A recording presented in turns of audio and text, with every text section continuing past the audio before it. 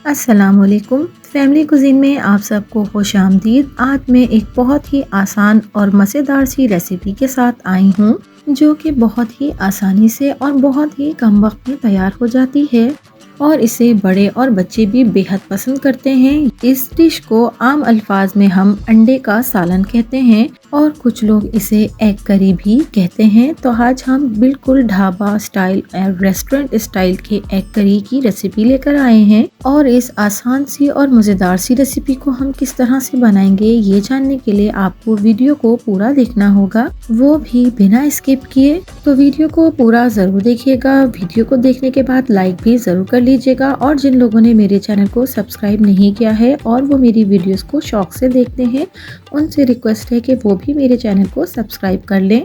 तो चलिए रेसिपी की तरफ चलते हैं। यहाँ पर मैंने 1 कप दही ले लिया है। इसमें हम कुछ मसाले डालेंगे। 1 टेबल स्पून हल्दी पाउडर, हाफ टेबल स्पून धनिया पाउडर, 1 टेबल स्पून लाल मिर्च पाउडर और हाफ टेबल स्पून हम इसमें पिसा हुआ गरम मसाला डालेंगे। इन तमाम मसालों को डालने के बाद हमने अच्छी तरह से इन तमाम मसालों को दही के साथ मिक्स कर लेना है और एक स्मूथ सा मिक्सर हमने तैयार कर लेना है। तो यहाँ पर हमारे तमाम मसाले दही में मिक्स हो गए हैं। इसके बाद यहाँ पर मैंने अपनी ज़रूरत के मुताबिक 4 अंडों को उबाल लिया है। यहाँ पर मैं हाफ टेबल स्पून हल्दी पाउडर और हाफ टेबल स्पून में इसमें लाल मिर्च पाउडर का डालूंगी और इसको अच्छे से अंडों के साथ मिक्स कर लेना है। हमने यहाँ पर तमाम अंडों पर अच्छी तरह से इन दोनों मसालों को लगा लिया है। अब हमने इन अंडों को क्या करना है तो हम ये आपको आगे चलकर दिखाएंगे। एक पैन में 2 टेबल स्पून हम कुकिंग ऑयल का डालेंगे और इसे गर्म कर लेंगे। जब ऑयल हल्का सा गर्म हो जाएगा तब हम इन तमाम अंडों को इसमें डालकर अंडों को इस ऑयल के साथ फ्राई कर लेंगे। जब तक अंडों का कलर हल्का सा सुनहरा नहीं हो जाता हमने इन्हें ऑयल में फ्राई करना है। बहुत ज्यादा तेज आंच पर हम इसे फ्राई नहीं करेंगे। तो आप देख सकते हैं यहाँ पर हमारे अंडों को अच्छे से फ्राई हो गए हैं। तो हम एक एक करके इन तमाम अंडों को पैन से बाहर निकाल लेंगे। तो यहाँ पर हमारे अंडे तो तैयार हो गए हैं। अब हम इसकी ग्रेवी भी तैयार कर लेते हैं। मैं यहाँ पर फ्राई पैन में हाफ कप ऑयल डाल रही हूँ और 1 टेबल स्पून हम इसमें सफ़ेद साबुत जीरा डालेंगे और इसे अच्छी तरह से हमने ऑयल में फ्राई कर लेना है।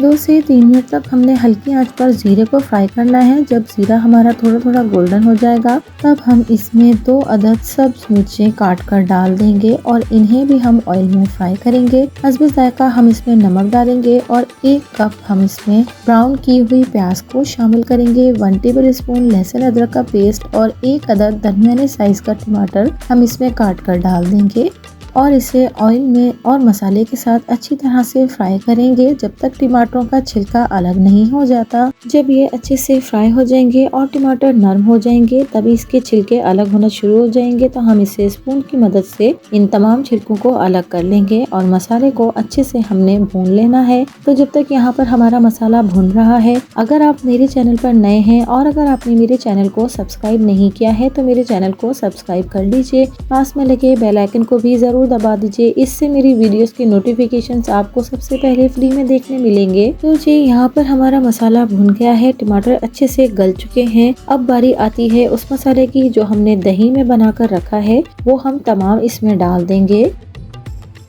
इसके बाद हमने इस तमाम मसाले को भी इसके साथ अच्छी तरह से भून लेना है और इसका कच्चापन भी दूर करना है। इस मसाले को हम जब तक भूनेंगे जब तक इस पर ऑयल या तरी नहीं आ जाती, हमने इसे भूनते रहना है। मैंने यहाँ पर अपने चैनल पर और भी बहुत सी रेगुलर और रोज़मर्रा के घर में बनाई जाने वाली रेसिपीज शेयर की हैं। आप चाहें तो उन्हें भी जाकर मेरे चैनल पर देख सकते हैं। ये वो रेसिपीज़ हैं जो हम डेली खाने में इस्तेमाल करते हैं, हर घर में जो रोज़मर्रा के तौर पर बनाई जाती हैं। तो जी तकरीबन 10 मिनट लगे हैं हमें इसे भूनने में। आप देख सकते हैं इसका तमाम पानी खुश्क हो चुका है और इस पर तरी भी आ गई है। तो इसका मतलब है कि अब ये सालन हमारा अच्छे से तैयार हो गया है। यहाँ पर मैं 1 टीस्पून सूखी मेथी को हाथों से रगड़कर इसमें डाल दूंगी। इससे बहुत ही शानदार सी खुशबू हमारी इस ग्रेवी में आ जाएगी। सूखी मेथी हमने इसमें डाल दी है और इसे अच्छी तरह से हमने इस ग्रेवी में मिक्स कर लिया है। अब हम जो हमने अंडों को फ्राई करके रखा था मसाला लगाकर, उसके सेंटर में हम छोटा सा कट लगाएंगे और उसे इस करी में डालते जाएंगे। मैंने अभी अपने चैनल पर कुछ दिन पहले अंडों का हलवा भी बनाया था, वो भी मेरे चैनल पर मौजूद है। आप चाहें तो जाकर उसे भी देख सकते हैं। अंडों से और बहुत सारी डिफरेंट रेसिपीज़ हम बनाते हैं, इंशाल्लाह वो भी मैं अपने चैनल पर शेयर करूँगी। तो जी यहाँ पर हमने तमाम अंडों पर कट लगा लिया है और उन्हें हमने इस ग्रेवी में डाल देना है। अब हम अंडों को ग्रेवी के साथ 2 से 3 मिनट तक फ्राई करेंगे। अंडों में कट हमने इसलिए ही लगाया था ताकि तो कुछ ग्रेवी अंडों के अंदर तक जज्ब हो जाए, जिससे कि अंडे बिल्कुल ही अंदर से फीके नहीं रहेंगे, इसके अंदर इसका टेस्ट चला जाएगा। तो जी यहाँ पर हमने 2 से 3 मिनट तक ग्रेवी को अंडों के साथ भी फ्राई किया है। अब हमने इसमें जितनी पतली ग्रेवी को रखना है उतना हम इसमें पानी डाल देंगे। मैं बहुत ज़्यादा पतला इसे नहीं करूँगी, थोड़ा सा मैं इसे थिक रखूँगी। तो मैंने यहाँ पर हाफ कप पानी डाला है। तो अब ये हमारी अंडों की ग्रेवी बहुत ही मज़ेदार सी रेडी हो गई है। जब भी आपकी समझ में कुछ पकाने के लिए ना आए तो हम इसे झटपट से तैयार कर सकते हैं। तो ये हमारी बहुत ही मज़ेदार सी और आसान सी ढाबा स्टाइल एग करी तैयार हो गई है।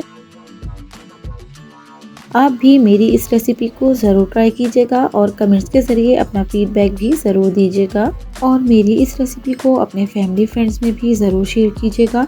तो अगर आपको मेरी वीडियोस और मेरी रेसिपीज़ पसंद आती हैं तो मेरे चैनल को लाइक, शेयर एंड सब्सक्राइब कीजिए। मिलती हूँ किसी नई वीडियो, नई रेसिपी के साथ। अल्लाह हाफिज़।